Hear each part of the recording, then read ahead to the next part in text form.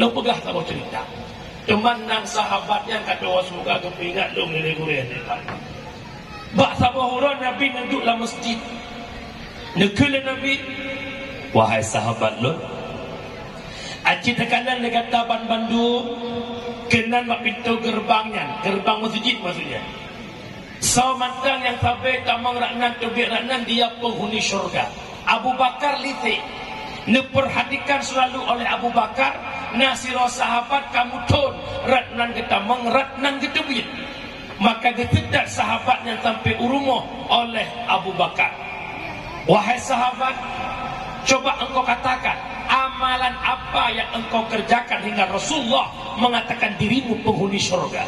Itu oleh sahabatnya, wahai Abu Bakar, hana long amai sapu, long jamaah beserta Nabi, alihnya long wirid bersama Rasulullah.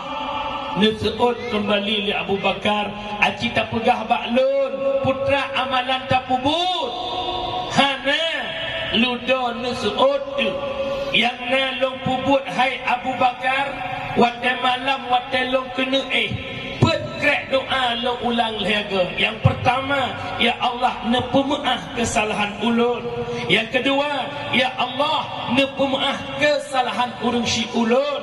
Yang kedua, ya Allah nepe ampun ubena dosa muslimin muslimat. Yang keempat, ya Allah malamnya long lepaskan long pemaah ubena salah urang yang menyangkut ngelong. Krek doanya te malam kena ulang-ulang teruk lehagla.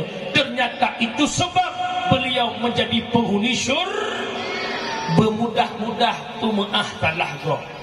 Han ku pemaah aku. Wa sakit aku. Nak kawarame ke mana aku? Tanda dirimu bukan orang baik. Kenapa? Orang baik tak pernah tersakiti walau disakiti. Mupo. Kira-kira lang kawannya tidak cuma berkapun abung Sikra ikut si prokol tidak kena. Mahu kadang anak murid Abu taat ino itu nak lagi astagfirullah astagfirullah astagfirullah. Memangkah dia boleh ya Allah ya Allah. Nak lagi yang mendung. Dia pula ke oi tamarang. Agaknya umi urang silun pelantin bak babah dengan bacaan istil.